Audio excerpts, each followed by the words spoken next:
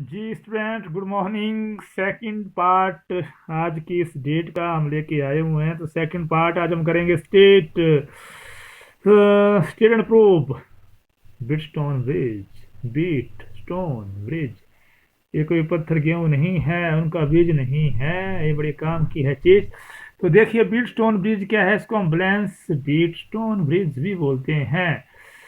तो आज का क्वेश्चन करेंगे हम। पेपरों में कास्ट क्वेश्चन काफी बार आता है कि derive the expression for a balance condition for Wheatstone bridge using Kirchhoff law और apply Kirchhoff law to obtain the condition of balance बीटस्टोन।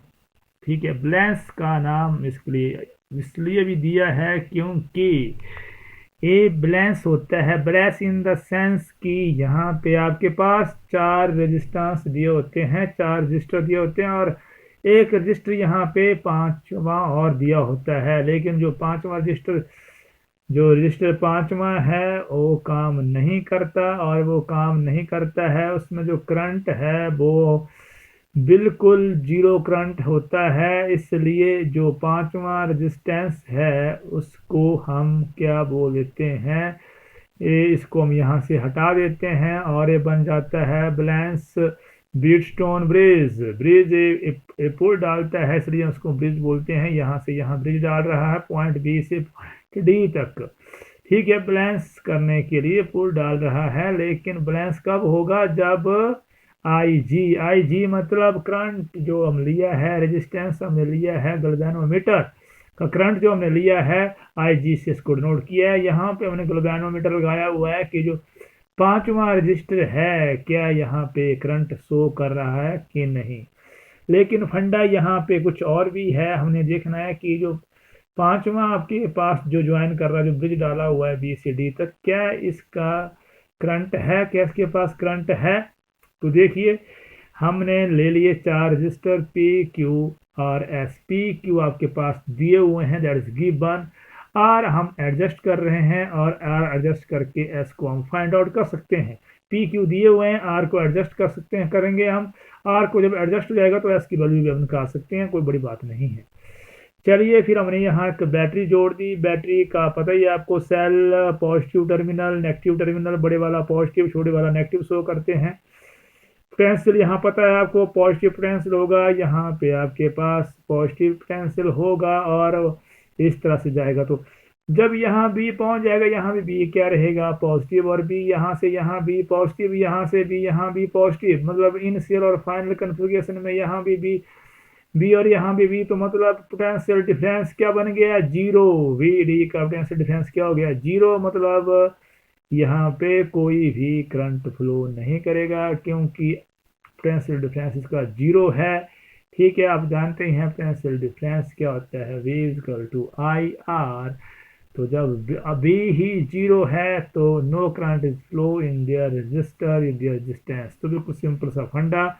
साथ में यहाँ पे हम Kirchhoff लॉ का यूज करेंगे, केवीएल का। दो लूप आप देख रहे हैं, दो लूप ले लिए। एक लूप क्लॉकवाइज है और एक लूप जो मैंने एंटी क्लॉकवाइज लिया है। आप जानते ही हैं पोटेंशियल जो है, ईएमएफ जो है, वो अगर लोअर टू हाई जाए तो negative, higher lower to high जाए तो पॉजिटिव, हायर टू लो जाए तो नेगेटिव।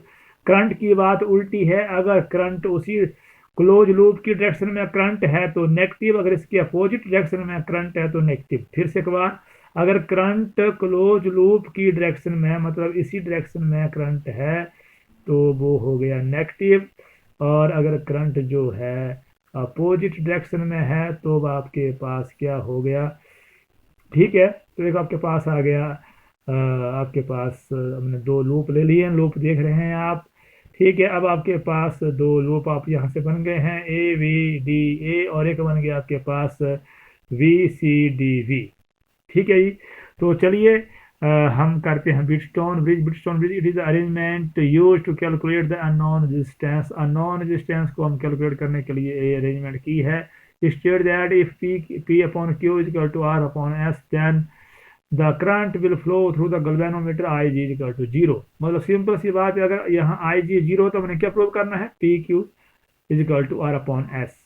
और एक कब दिया आपके पास कि PQ is equal to RS के बराबर है तो IG जीरो है। तो इसका उल्ट क्या, कन्वर्स क्या हुआ कि अगर आई जी जीरो है तो प्रूव क्या करना है, P upon Q is equal to R upon S। Good, चलिए प्रिंसिपल आपके पास आ गया। प्रूफ P एंड Q हमने ले लिए, नॉन रेजिस्टेंस ले लिया, R एडजस्टेबल ले लिया, S नॉन रेजिस्टेंस है, इसका हमने निकालना है, G गैल्वेनोमीटर रेजिस्टेंस ले लिया, देख रहे हैं आप।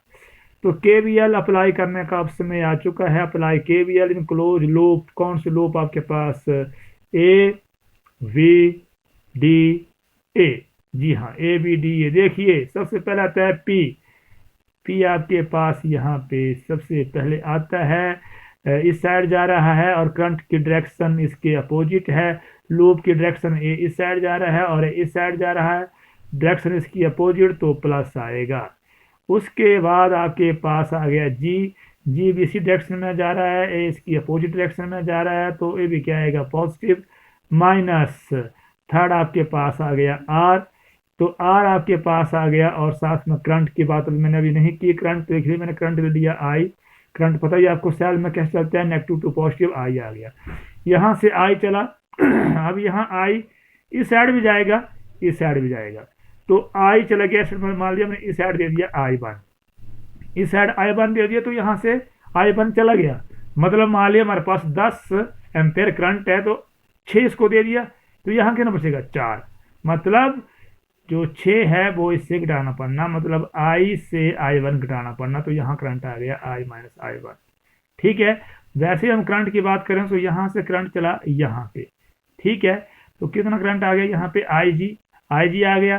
ठीक है, IG आपके पास करंट आ गया। अब ये करंट यहाँ से यहाँ जा रहा है, ठीक है, जा रहा है करंट यहाँ से यहाँ, और साथ में एक करंट यहाँ से यहाँ भी आ रहा है, तो I माइनस I1 तो आएगा, साथ में IG भी आ गया, तो I माइनस I1 IG आ गया।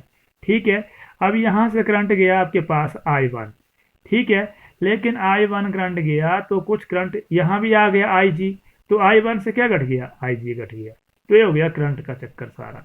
ठीक है, और फिर से करंट यहाँ I आ गया आपके पास। ठीक है, तो आपके पास सब कुछ दिया हुआ है, ठीक है, रेजिस्टेंस आपके पास दिए हुए हैं, हर चीज़ आपके पास दी हुई है। तो अब हम KVL लगा दिया हमने, किस लूप के लिए, पहली बड़ी लूप के लिए ABDA। तो मैंने बोला ये आपको P I1 G IG minus R I1 I2 equal to 0। ठीक है, दूसरी लूप के लिए लगाएंगे हम, कौन सी लूप आई आपके पास, अब लूप आती है यहाँ पे आ गया जी ABCD। ठीक है, तो लूप ले लिया हमने CVDC,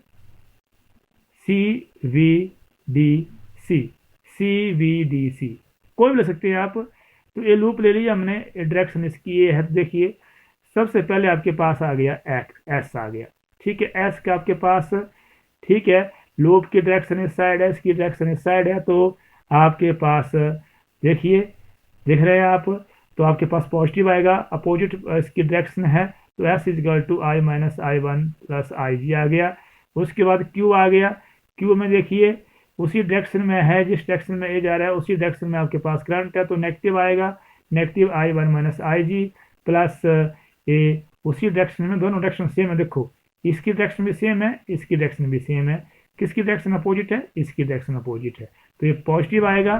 ठीक है, और आपके पास करंट की डायरेक्शन देखो आप, लूप की ए है आपके पास डायरेक्शन, तो जो लूप की डायरेक्शन के सेम डायरेक्शन करंट है वो आएगा नेगेटिव, अपोजिट डायरेक्शन में करंट है वो आएगा पॉजिटिव।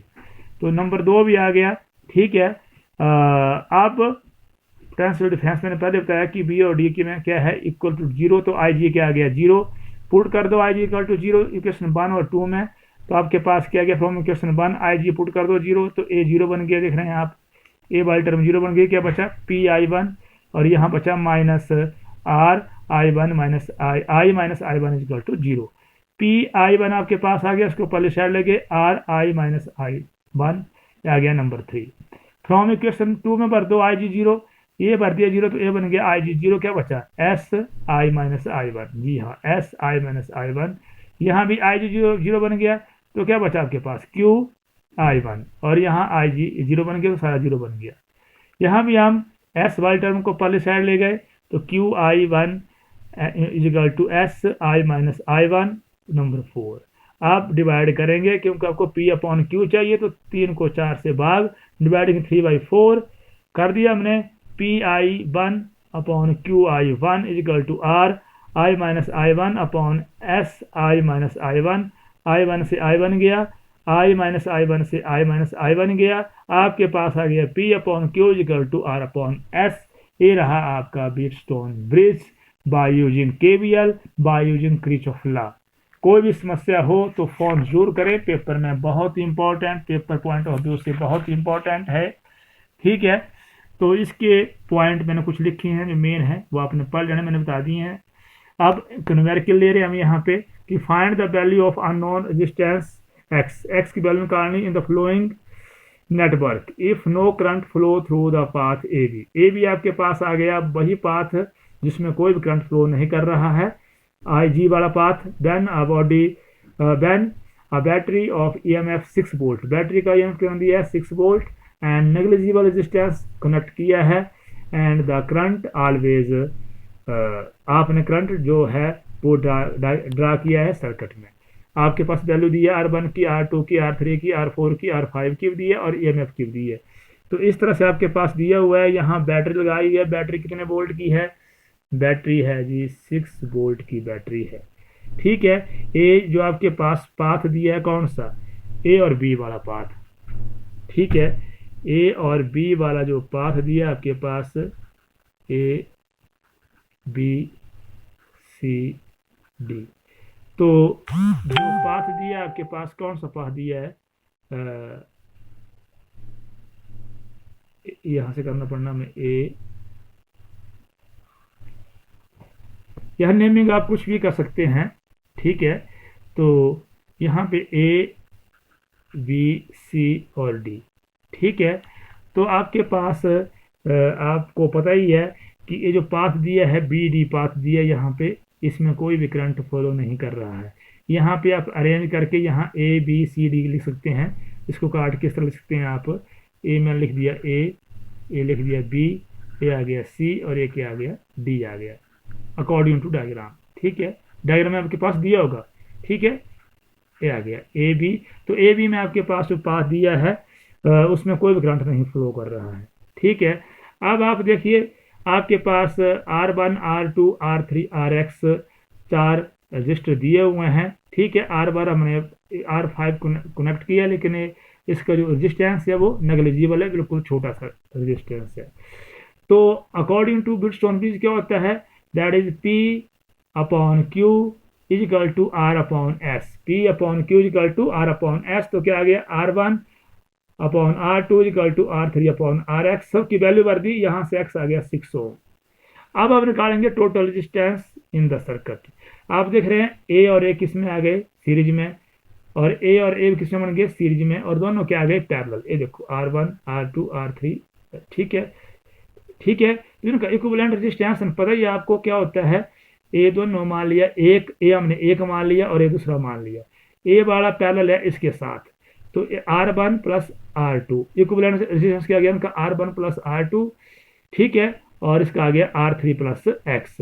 तो दो का रेजिस्टेंस का पता ही है आपको किस तरह निकाल के हम, अगर पैरेलल में हो R1 प्लस R2 गुणा R2 plus R3 plus RX, मतलब R1 R2 upon R1 plus R2। यहाँ पूरा बन गया R1, ए बन गया R2, तो आ गया R1 प्लस R2 गुणा R3 प्लस X, और यहाँ इनका प्लस आ गया, और ये सीरीज में आ गया फिर से दोबारा R5, तो प्लस R5 आ गया, सब की वैल्यू भर दी, 6 ओम आपके पास आ गया।